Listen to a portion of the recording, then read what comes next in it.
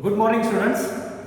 Yesterday, that last 1 minute video was not played. So, last 1 minute, I have just concluded the ratio of kinetic energies kB by kc.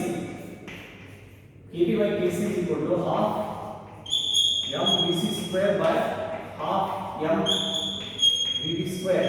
So, half m cancels. vc square by vb square. You are left with vc square by vb square. So that becomes 3gl by gl. vc square is 3gl and vb square is gl, and thus we get 3 by 1. So kb is to kc.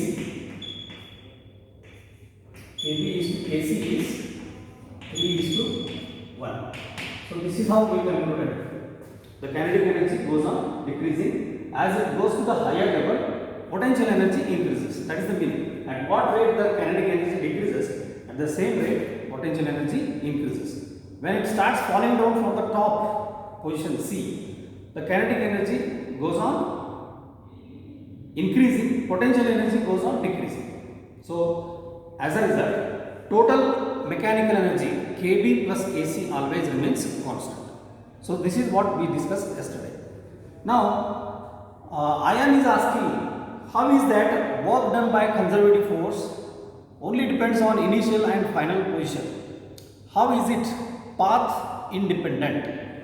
It is path independent. Work done by conservative force is path independent. That's what let us discuss.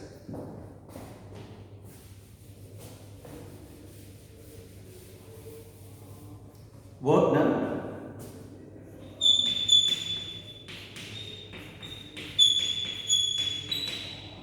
against conservative force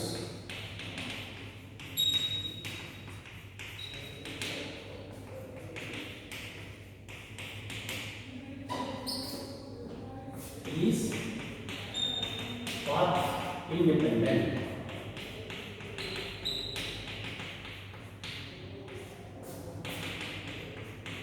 Path independent, that implies depends only on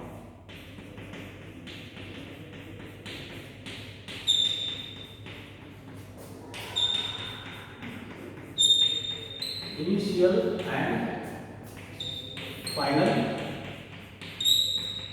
positions. It is initial xi, final xf.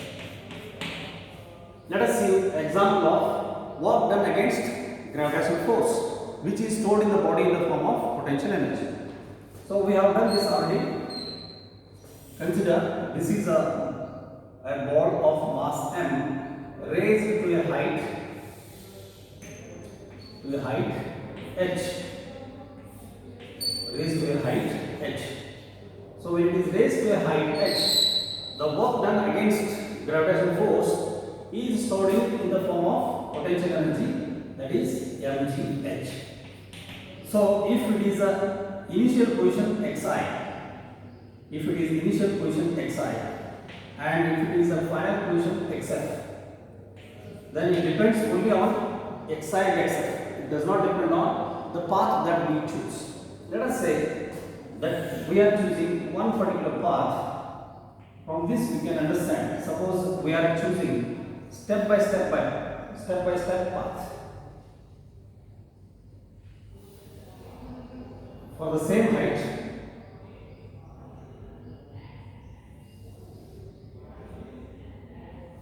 We are choosing same case, we are choosing this path. I am taking it through height small h1 first, then I am displacing it horizontally through some displacement, let us say x1, and again I am displacing through height h2 vertically upwards, then horizontally backwards x2, some position x2, same distance is going to be minus x1 in this case.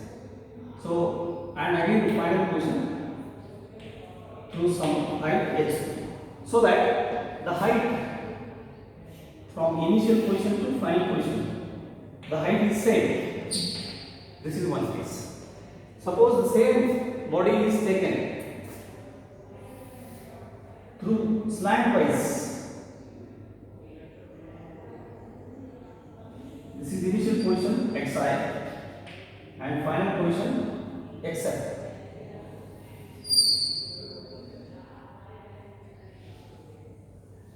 The same ball is taken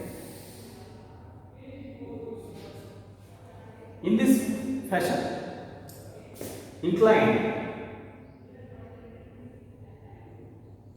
It is not taken directly, vertically, it is taken inclined position. Again the height is same h. So in all these three cases, the initial position xi and final position xf are same. Then how to prove that it is path independent?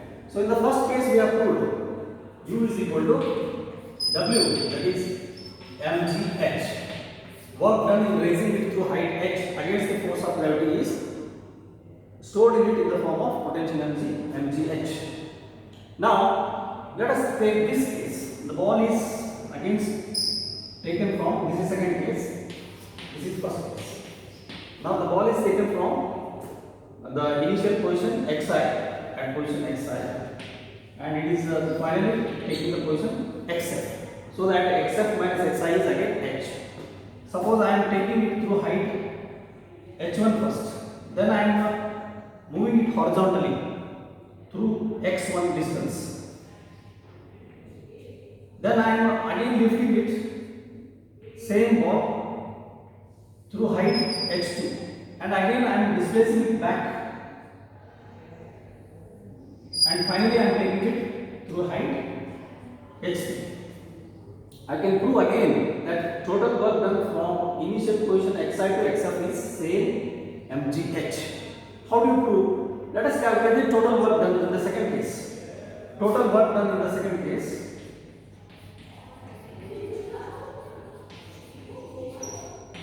See here, in the first case, again it is of mass m. So acceleration due to gravity is vertically downwards. So work done against the gravity is mgh1 for the first path.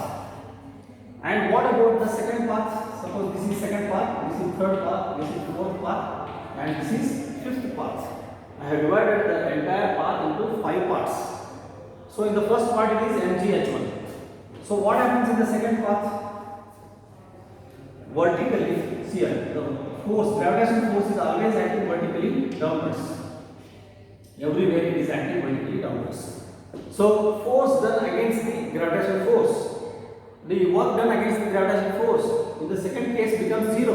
Why?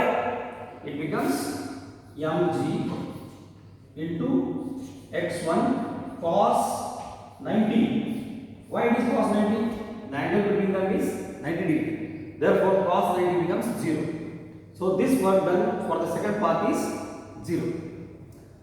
And the next one, third path. Let us see the third path.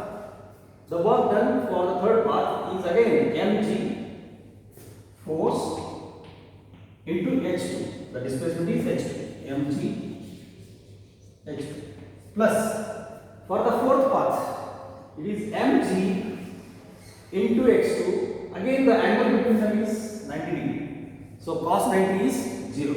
So again you can write mg x2 cos 90. Finally, the last part is the fifth path, that is mg into h3.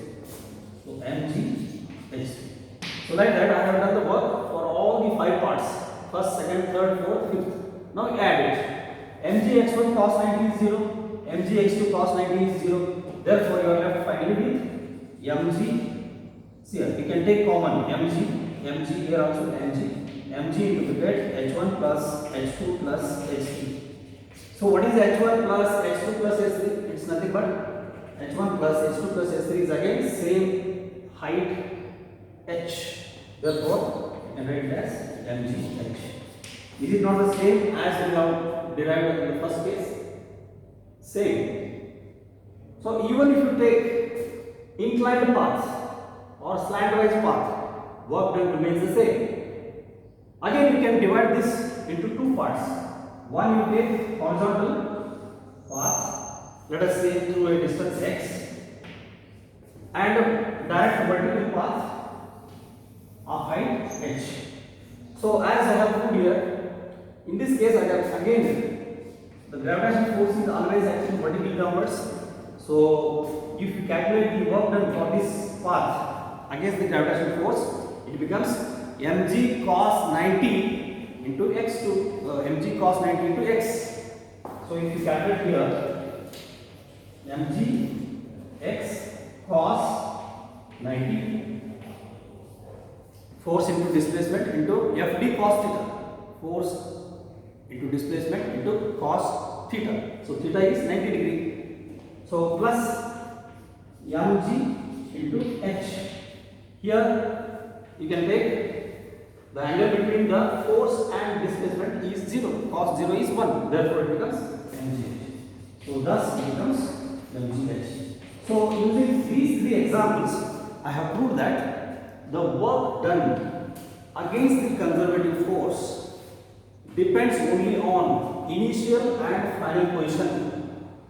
It does not depend on the path that we choose. Here I have taken a stepwise path, and the third case I have chosen slantwise path, and I have proved in all these three cases the work done remains the same, mgh. Thus I have proved it depends only on initial and final positions, and it is path independent. I think the problem is clear. Even if you take curved path also, even if you take any random path also, the work done remains same. It depends only on initial and final position. That is the nature of work done against conservative force. This is how we characterize a conservative force. Conservative force is the one work done against the conservative force is stored in it in the form of potential energy, and the potential energy does not depend on the path. It depends only on initial and final position. So that's how we have proved. I think the problem is clear now. You have asked me 3 times. Now I have explained it directly on the board. I think you are happy now. Yes? Now in the next we are going to study potential energy of a spring. Spring force, how is it conservative, and how one can derive the potential energy of a stretched spring or compressed spring. Let us see.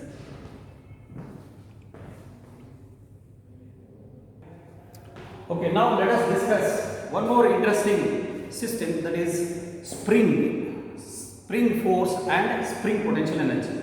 Spring force is again going to be a variable force, and it is a conservative force. Spring force is an example of variable and conservative force. How is it variable force? Of course, you know, as you stretch, the spring is extended.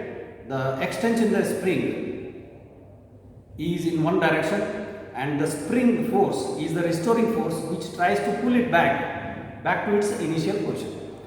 So let us discuss about how spring force is a conservative and it's a variable force. Let us consider a spring, a light massless spring attached with a block, and this is the initial shape of the spring before being extended. This is the spring, and the initial position of the block attached to the spring is at x equal to 0. Means it is not at compressed, not at stretched. This is the initial position of the spring, massless spring taken on a horizontal surface, and the horizontal surface is also smooth surface. It is a horizontal table surface, you can say, a smooth surface where there is no friction at all. Now when this spring is pulled, when the spring is pulled, you see, the spring gets extension. So extension of the spring is taken along positive x-axis. It is taken along positive x-axis, right? So when it is extended from x equal to 0 to some position x equal to maximum displacement, let us say xm, then there will be a spring force acting along the length of the spring, which is opposing this stretch.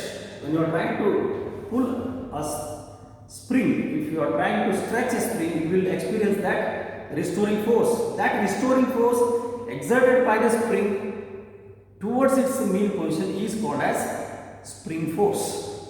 I think you got the point. The spring force always opposes the extension. When you are trying to extend it, the spring force always opposes that extension. In the same way, when you are trying to compress the spring from initial position of the spring, if you are trying to compress the spring, again we are experiencing a restoring force. Restoring force means the force which tries to bring it back to its initial shape. It is called as restoring force. That restoring force acting in the compressed spring tries to push it, tries to push that compression. So tries to bring back to its initial shape. That is called as spring force. So in the case of extension, the spring force is towards left side. See here, when you are trying to extend it, the spring force is acting towards the support where it is tied. One end of the spring is connected over here to a rigid support, another end is connected to a block. When you are trying it, the spring force acts in the opposite direction.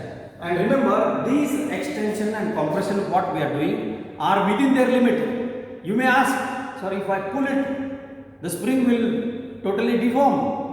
We are not discussing that case. We are discussing the spring being extended or compressed within its ability, within its within its limit, within its limit. If you are pulling it beyond its limit, definitely it's going to lose its spring action. It will deform permanently and it will lose its action. We are not discussing that. We are going to discuss about that in the second part, that is properties of solids. Second part of physics, there we are going to discuss properties of solids.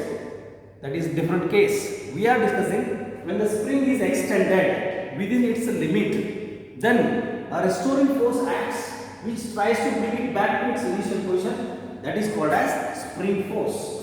Similarly, the third case, the same spring when it is compressed. See here, this is how the compressed spring appears. The same spring is compressed.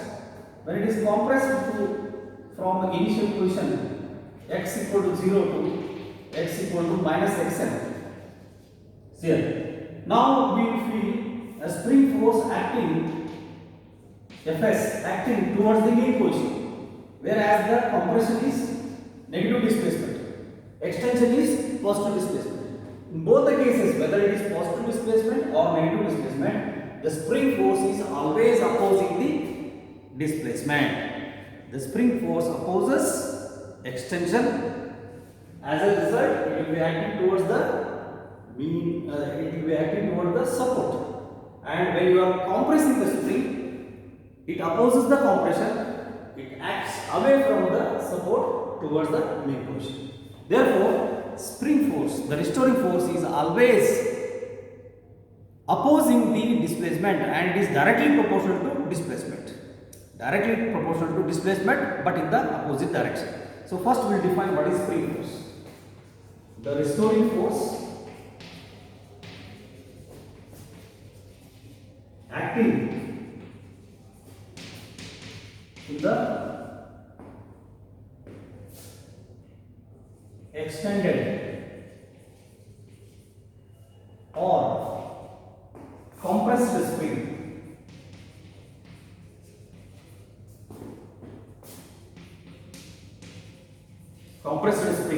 which always tends to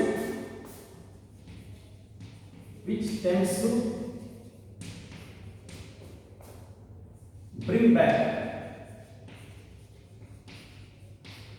to initial position. That's why it's called a restoring, which always tends to bring back to the initial position, is called spring force.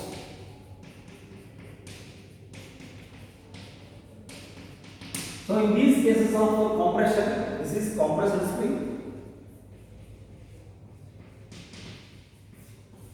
and this is extended spring. In both the cases you can see tendency of this spring force is to bring back to initial shape or initial position. Here it is trying to bring it to initial position.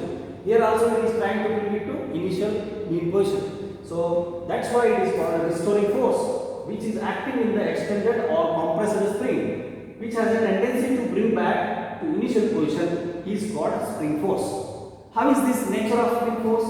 This spring force is denoted by Fs, S for spring. Fs is directly proportional to displacement, negative of displacement, where x is displacement. In the first case, it is extension, stretch. In the first case, it is the stretch or extension. So positive displacement. In the second case, it is the compression or negative displacement. So anyhow, the spring force is a restoring force which always opposes the displacement and it is directly proportional to displacement. This is also called as Hooke's law. It is called as Hooke's law, which we are going to learn later in detail. The spring force directly proportional to negative of compression or negative of extension is called as Hooke's law. Now if you take out the proportionality sign, then it becomes minus kx, where k is constant of proportionality, where k is constant of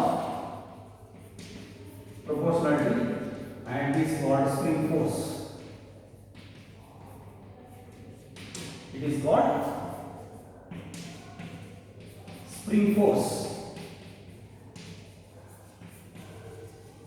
And this spring force K is a high value for stiff spring. You have seen the springs to be stiff as well as smooth spring or soft spring.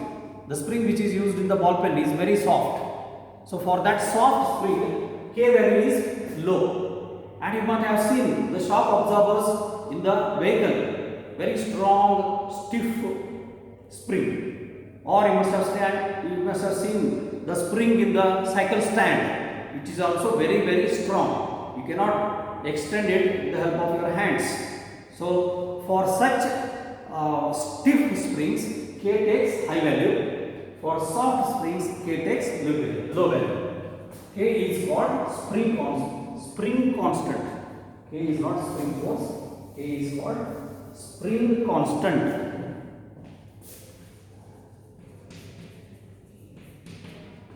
Spring constant. K is high for stiff spring and K is low, means less value for smooth or soft spring. Then how do you define spring constant? From this equation we can define spring constant. This equation is also equation for spring force no doubt. It is also a part of Hooke's law. It is also a result of Hooke's law we are going to learn in detail later.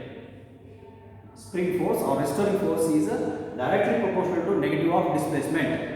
It is directly proportional to extension or directly proportional to compression, but in the opposite direction. So negative sign shows that spring force is in the opposite direction of displacement. So how do you define spring constant? K is equal to Fs by x. Fs by x. Whether it is negative displacement or positive displacement, you take magnitude of displacement. So magnitude of displacement is shown by modulus sign. So thus we define spring constant as spring force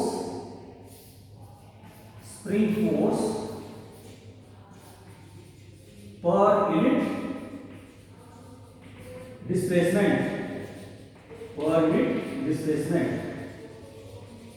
Spring force per unit displacement. Naturally, it is measured in Newton per meter. So Newton per meter is the SI unit of spring force. SI unit of SI unit of spring constant. Spring constant is defined as ratio of spring force to the extension or ratio of spring force to the compression, or in general spring force, spring constant is ratio of spring force to the displacement. That's it. So it is measured in Newton per meter. Now what does this negative sign signify? You can write here. Negative sign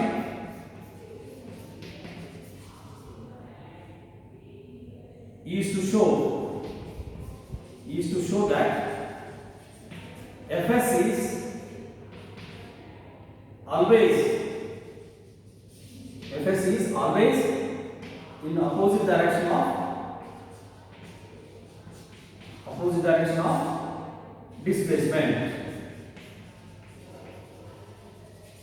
It means the spring force always opposes extension when you are trying to stretch it. Spring force always opposes compression when you are trying to compress it. That is the meaning of spring force. Now, using this, we can now prove that it is going to be conservative force, variable force, and thus we can calculate what is the work done.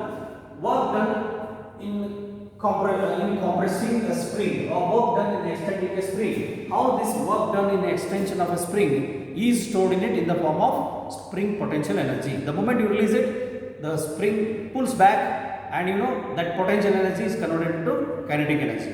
Again, when you compress a spring, the moment you release it, what happens? The compressed block attached to the spring moves back, comes back with a sudden movement. So there is a stored energy in the compressed spring, there is a stored energy in the extended spring. That stored energy in the extended spring or compressed spring is called as spring potential energy. This is spring potential energy because the work is done against the spring force, which is going to be proved as, which is going to be a conservative force. Let us see.